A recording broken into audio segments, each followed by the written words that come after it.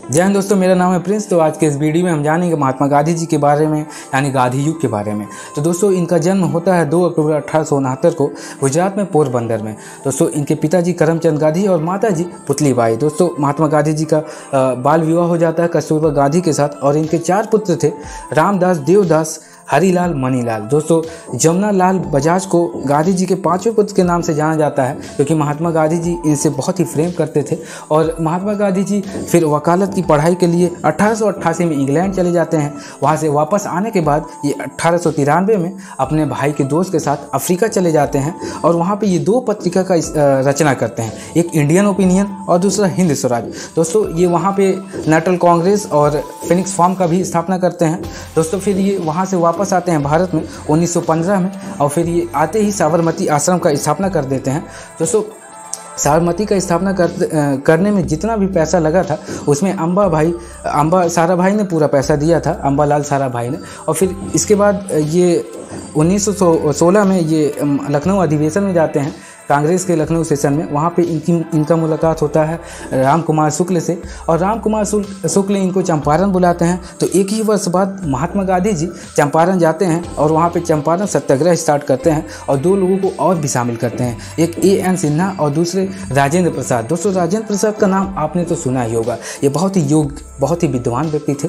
दोस्तों, वहाँ पे चंपारण में ये 3 कटिया प्रणाली को ख़त्म करने में सक्षम होते हैं और इसी सत्याग्रह को जब वो ख़त्म करते हैं तो रविन्द्रनाथ टैगोर गांधी जी को महात्मा की उपाधि देते हैं। इसके बाद ये 1918 में चले जाते हैं गुजरात, वहाँ पे खेड़ा सत्याग्रह स्टार्ट करते हैं और इसमें भी वो सक्षम होते हैं। दोस्तों, इसके बाद महात्मा गांधी जी अहमदाबाद मिल मजदूर आंदोलन पर जाते हैं, वहाँ पे ये पहली बार जो है भूख हड़ताल किया, इसमें वो सक्षम होते हैं। महात्मा गांधी जी को भूख हड़ताल करने की प्रेरणा जॉन रस्किन से मिलता है और आंदोलन करने की प्रेरणा लियो टॉल्स्टॉय से मिलता है। दोस्तों, ये वक्त था प्रथम विश्व युद्ध का, मतलब ख़त्म होने के ही कगार पर था। तभी अंग्रेज जो महात्मा गांधी जी से बोलते हैं, आग्रह करते हैं कि आप भारतीयों को सैनिक में शामिल होने के लिए बोलिए और जब हम प्रथम विश्व युद्ध विजयी हो जाएंगे तब भारत को आज़ाद कर देंगे।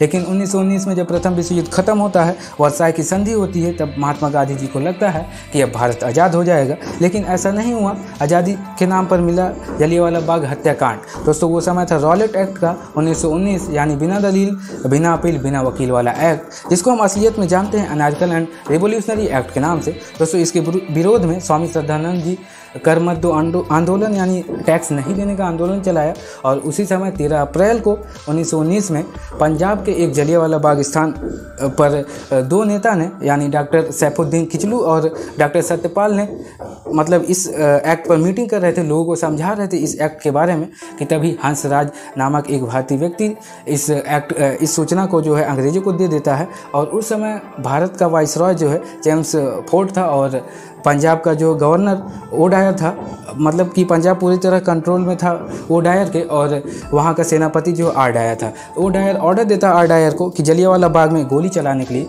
और जिससे बहुत सारे भारतीयों की जान चली जाती है। और दोस्तों, इसके विरोध में पूरे भारत में काला दिन घोषित कर दिया जाता है। और दोस्तों, अंग्रेज जो हंटर कमीशन का कमीशन बनाते हैं और कांग्रेस जो है मदन मोहन मालवीय के नेतृत्व में एक कमीशन का गठन करता है। दोस्तों, इससे महात्मा गांधी बहुत ही दुख उनको हुआ और वो बहुत ही परेशान हुए और जो उस समय उधम सिंह को बहुत गुस्सा आया, वो चले गए लंदन और वहाँ जाकर 20 साल बाद यानी 1940 में ओडायर की हत्या कर दी।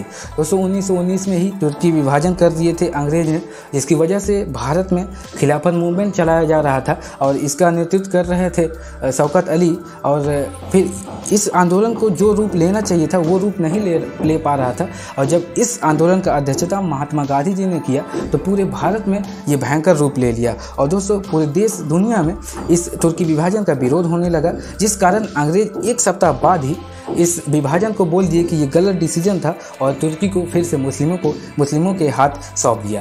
दोस्तों, अब महात्मा गांधी जी से मुस्लिम बहुत ही प्रसन्न हुए और महात्मा गांधी जी के पास लगभग हर वर्ग के लोगों का सपोर्ट था, या फिर हों मुस्लिम, किसान, या फिर छात्र, और या फिर हों वो हमारे मुस्लिम भाई। तो दोस्तों अब कुछ समय था कुछ बड़ा करने का, तो गांधी जी करते हैं 1 अगस्त 1920 को असहयोग आंदोलन, जिसमें कुछ भी करके अंग्रेजों का साथ नहीं देना था। दोस्तों इस आंदोलन में बहुत सारे लोग भाग लिए, जैसे कि जवाहरलाल नेहरू, मोतीलाल नेहरू, सुभाष चंद्र बोस, मतलब अलग अलग जगह से अलग अलग लोग इसका नेतृत्व कर रहे थे। लेकिन 5 फरवरी 1922 को क्या होता कि गोरखपुर के पास एक चौरी चौरा जगह पर कुछ आंदोलनकारियों से, पुलिसकर्मियों से जो है वाद विवाद हो जाता है, जिसमें आंदोलनकारी 22 पुलिसकर्मियों को थाने में बंद करके जला देते हैं, और जिसका बहुत भयंकर तांडव होता है, और जिसकी वजह से ये आंदोलन को 12 फरवरी 1922 को महात्मा गांधी जी स्थगित कर देते हैं, और जिस कारण महात्मा गांधी का बहुत विरोध होता है, क्योंकि ये महात्मा गांधी जी का पहला आंदोलन था जो कि असफल रहा, और ये पहला आंदोलन था जो अपने उद्देश्य को ना सफल कर सका। तो दोस्तों इसकी वजह से अंग्रेज जो अच्छा मौका देखते हुए 10 मार्च 1922 को महात्मा गांधी जी को गिरफ्तार कर लेते हैं, और उनको 6 साल की सज़ा सुना दी जाती है। लेकिन महात्मा गांधी जी का खराब स्वास्थ्य होने के कारण उनको 1924 में रिहा कर दिया जाता है।